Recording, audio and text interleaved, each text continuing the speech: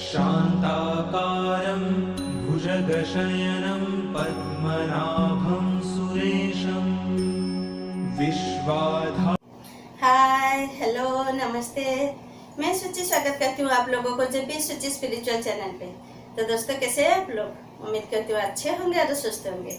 दोस्तों, ये हमारा जो चैनल है ये एक माध्यम है, बस एक दूसरे अलग अलग बहुत सारे मंदिरों के दर्शन करवाने का आप लोगों को और जानने का मौका देता है कि बहुत सारे मंदिरों का इतिहास और उनका महत्व। आशा करती हूँ आप लोगों को ये वीडियो पसंद आ रही होगी और मैं देती हूँ आप लोगों को डेली एक अमेजिंग फैक्ट और एक फेंग शुई या फिर वास्तु टिप्स। तो मुझे आशा है कि आप लोग इसको पसंद करते होंगे और अपने रिश्तेदारों से शेयर भी जरूर करते होंगे, क्योंकि मंदिरों के सिर्फ दर्शन करना आप लोगों को उनका प्रभु जी के आशीर्वाद लेने से बहुत अच्छा है कि आप दूसरों को भी दर्शन करवाते होंगे। क्यों ना करूँ फिर, अगर ये कोई शुल्क भी तो नहीं पड़ता है, क्यों, है ना? तो चलिए फिर देरी किस बात की, आप लोग शेयर कीजिए मंदिरों को। ये जो लिंक है या फिर शेयर का जो ऑप्शन है, यहाँ से आप शेयर कर सकते हैं। आप अपने दोस्तों से, फ्रेंड्स से, फैमिली से, रिश्तेदारों से करिए और उनको भी प्रभु जी के दर्शन करवाइए और जानने दीजिए बहुत सारे मंदिरों के इतिहास और फिर महत्व। तो चलिए फिर आज हम जाएंगे अपने जो है महाकालेश्वर मंदिर। तो सोमवार है, शिव जी का वार है, तो ये दर्शन तो करवाना ही है। और हाँ, घंटी बजाए बिना मंदिरों की दर्शन तो हो ही नहीं सकता, क्यों, है ना? तो चलिए, ये घंटी कैसे बजाइएगा आप? पहले नीचे दिए गए रेड कलर सब्सक्राइब बटन में क्लिक कीजिए और फिर जो 3 आइकन आएगा बेल का, ऑल बेल को बजा दीजिए, ठीक है? तो फिर चलिए, इसके बाद हम मंदिर जरूर चलेंगे। और आज का मंदिर है महाकालेश्वर उज्जैन का और ये है इंडियन रिचुअल्स का। हम इनका वीडियो का लिंक नीचे दे देंगे, आप चाहो तो उनको डायरेक्ट आप भी देख सकते हो। तो चलिए फिर वीडियो स्टार्ट करने से पहले आज का फैक्ट जान लेते हैं। आज का फैक्ट ये है दोस्तों, आप जानते हो कि जनरली लोग बोलते हैं कि लेडीज बहुत ज़्यादा बात करते हैं, बहुत बकबक करते हैं, कोई बोलता है, कोई बात करते हैं, बोलते हैं, लेकिन क्या आप जानते हो कि लेडीज कितने बात करते हैं? अगर एवरेज देखा जाए तो एक दिन में एक लेडीज 20,000 शब्द बोल लेती है। और ये एवरेज के हिसाब से अगर एक मेल पर्सन या फिर पुरुषों से कंपेयर किया जाए तो ये सिर्फ उनसे 1-2 हजार नहीं, पूरे 13,000 शब्द ज्यादा बोलती है ना अमेजिंग? तो चलिए इसके साथ, लेकिन मैं ज्यादा बात नहीं करती हूँ, ठीक है ना? मैं इतनी शॉर्ट में इसको कंप्लीट करके आपको वीडियो दिखाती हूँ और फिर वीडियो के बारे में कुछ एक्स्ट्रा इन्फॉर्मेशन देती हूँ और फिर ज्यादा कहाँ बात करती हूँ, है ना? तो चलिए, तो इसी के साथ हम वीडियो स्टार्ट करते हैं और फिर आपका फेंग शुई या फिर वास्तु टिप्स वीडियो के बाद देखते हैं, ठीक है? तो स्टार्ट करते हैं वीडियो। आप लोग बैठ के देख रहे हैं, हम भी आपके साथ बैठ के देख लेते हैं। उज्जैन नगरी में स्थित महाकाल ज्योतिर्लिंग शिव जी का तीसरा ज्योतिर्लिंग कहलाता है। ये एकमात्र ज्योतिर्लिंग है जो दक्षिण मुखी है। इस ज्योतिर्लिंग से संबंधित 2 कहानियां पुराणों में वर्णित है, जो कुछ इस प्रकार हैं। आपने हमारे चैनल को अभी तक सब्सक्राइब नहीं किया तो सब्सक्राइब बटन दबा के हमारे चैनल को कीजिए सब्सक्राइब और भारतीय मान्यताओं पर आधारित तथ्यों और कहानियों से जुड़े रहिए। आइए आगे बढ़ते हैं और शुरू करते हैं महाकालेश्वर ज्योतिर्लिंग की कहानी। सबसे पहले शिव पुराण में वर्णित कथा के बारे में जानते हैं। शिव पुराण की कोटि रुद्र संहिता के 16वें अध्याय में तृतीय ज्योतिर्लिंग भगवान महाकाल के संबंध में सूत जी द्वारा जिस कथा को वर्णित किया गया है, उसके अनुसार अवंती नगरी में एक वेद कर्मरत ब्राह्मण रहा करते थे। वे अपने घर में अग्नि की स्थापना कर प्रतिदिन अग्निहोत्र करते थे और वैदिक कर्मों के अनुष्ठान में लगे रहते थे। भगवान शंकर के परम भक्त वो ब्राह्मण प्रतिदिन पार्थिव लिंग का निर्माण कर शास्त्र विधि से उसकी पूजा करते थे। हमेशा उत्तम ज्ञान को प्राप्त करने में तत्पर उस ब्राह्मण देवता का नाम वेद प्रिय था। वेद प्रिय स्वयं ही शिव जी के अनन्य भक्त थे, जिसके संस्कार के फलस्वरूप उनके शिव पूजा परायण ही 4 पुत्र हुए। वे तेजस्वी तथा माता पिता के सद्गुणों के अनुरूप थे। उन चारों पुत्रों के नाम देव प्रिय, प्रिय मेघा, संस्कृत, और सुवृत्त थे। उन दिनों रत्नमाल पर्वत पर दूषण नाम वाले धर्म विरोधी एक असुर ने वेद, धर्म तथा धर्मात्माओं पर आक्रमण कर दिया। उस असुर को ब्रह्मा से अजयता का वर मिला था।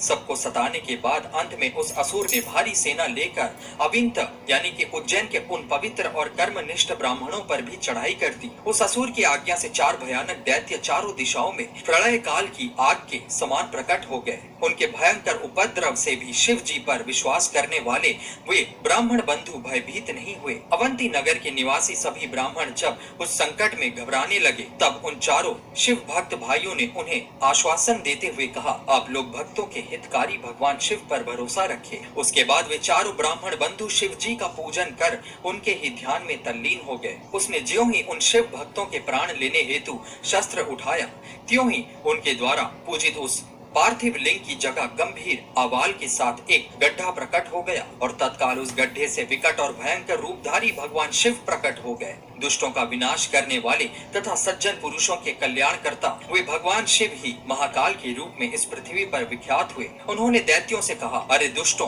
तुझ जैसे हत्यारों के लिए ही मैं महाकाल प्रकट हुआ हूँ। इस प्रकार धमकाते हुए महाकाल भगवान शिव ने अपने हुंकार मात्र से ही उन दैत्यों को भस्म कर डाला। दूषण की कुछ सेना को भी उन्होंने मार गिराया और कुछ स्वयं ही भाग खड़ी हुई। इस प्रकार परमात्मा शिव ने दूषण नामक दैत्य का वध कर दिया। जिस प्रकार सूर्य के निकलते ही अंधकार छट जाता है, उसी प्रकार भगवान आशुतोष शिव को देखते ही सभी दैत्य सैनिक पलायन कर गए। देवताओं ने प्रसन्नता पूर्वक अपनी दंदुभियां बजाई और आकाश से फूलों की वर्षा की। उन शिव भक्त ब्राह्मणों पर अति प्रसन्न भगवान शंकर ने उन्हें आश्वस्त करते हुए कहा कि मैं महाकाल महेश्वर तुम लोगों पर प्रसन्न हूँ, तुम लोग वर मांगो। महाकालेश्वर की वाणी सुनकर भक्ति भाव से पूर्ण उन ब्राह्मणों ने हाथ जोड़कर विनम्रता पूर्वक कहा, दुष्टों को दंड देने वाले महाकाल शंभो, आप हम सबको इस संसार सागर से मुक्त कर दें। हे भगवान शिव, आप आम जनता के कल्याण तथा उनकी रक्षा करने के लिए यही हमेशा के लिए विराजिए। प्रभु, आप अपने दर्शनार्थी मनुष्यों का सदा उद्धार करते रहें। भगवान शंकर ने उन ब्राह्मणों का सद्गति प्रदान की और अपने भक्तों की सुरक्षा के लिए उस गड्ढे में स्थित हो गए। इस गड्ढे के चारों ओर की लगभग 3-3 किलोमीटर भूमि लिंग रूपी भगवान शिव की स्थली बन गई। ऐसे भगवान शिव इस पृथ्वी पर महाकालेश्वर के नाम से प्रसिद्ध हुए। तो दोस्तों, ये थी महाकालेश्वर ज्योतिर्लिंग की कहानी। ये वीडियो आपको कैसी लगी हमें कमेंट के माध्यम से अवश्य ही बताएं। वीडियो को ज्यादा से ज्यादा लाइक और अपने दोस्तों के बीच। तो फ्रेंड्स, कैसे लगा आपको? उम्मीद करती हूँ अच्छी लगी होगी। इन वीडियो में कितने अच्छे से समझा दिया गया है, इनका क्या हिस्ट्री है, कैसे मतलब हुआ, स्टार्ट हुआ, शिव पुराण में इनका वर्णित है। तो फिर इनका जैसे कि बोला गया, और ऋषि देवप्रिय है, उनका चारों बेटे हैं और चारों बेटे के जो भक्ति थे वो भी शिव जी के भक्त ही थे। ये देवप्रिय भी बहुत बड़े भक्त थे। तो फिर कैसे राक्षसों ने उन पर ये आक्रमण किए, तो फिर शिव जी को बुलाकर वो शिव जी उनका, वो तो होता ही रहता है, वो तो पुराणों में आपने बहुत सारे देखे होंगे, वीडियो भी बहुत सारे पुराणों की चलता है। तो जैसे कि मैथोलॉजिकल तो देखते ही होंगे, तो वो सब यहाँ दिखाया जाता है कि शिव जी कैसे अपने भक्त का कष्ट सहन नहीं कर पाते और तुरंत आके उसका समाधान करते हैं और राक्षसों का अंत करते हैं। तो वैसे ही ये भी स्टोरी है, इनका भी वैसे ही है। और फिर आशीर्वाद के स्वरूप कैसे उनके चारों बेटे ने शिव जी से प्रेयर किए कि वो भी आशीर्वाद देने के लिए बोले शिव जी, तो इन्होंने प्रेयर की कि वही स्थापित हो जाए।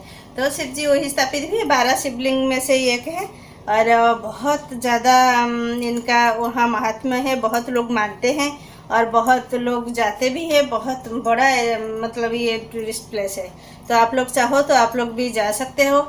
यहाँ का जैसे कि बस, ट्रेन और ये रेलवे सब में से यहाँ का है सुविधा। आप लोग कहीं से भी जा सकते हो। फ्लाइट जाइएगा तो आप लोग इंदौर से होके जाइएगा और ट्रेन से और बस से आप कहीं से भी जा सकते हैं। और जैसे कि उज्जैन से आप कर जाइएगा तो वो थोड़ा बस में आपका सस्ता आएगा। और फिर इसका जो क्लोजेस्ट जो है स्टेशन है, और हाँ, उनका जो दर्शन के लिए बहुत टाइम लगता है, पूरा 1-2 घंटा दर्शन के लिए लग जाती है। इसलिए अगर दर्शन के लिए आप लोग अलग से पेड करके आप लोग कर सकते हो, तो वो भी शायद 200-250 रुपया पड़ता है, तो वो भी आप कर सकते हो। उसमें से क्या है कि आप डायरेक्ट दर्शन कर लेते हो, वहाँ से पूरा मंदिर के शिव जी के पूरा पास में आप जा सकते हो, तो वो भी एक ऑप्शन है। और हाँ, आप लोग कोई भी जाइएगा तो वो जो भस्म आरती है वो सुबह 4 बजे होता है, वो ज़रूर दर्शन कीजिएगा, क्योंकि वो बहुत ज़्यादा फेमस है इनका भस्म आरती।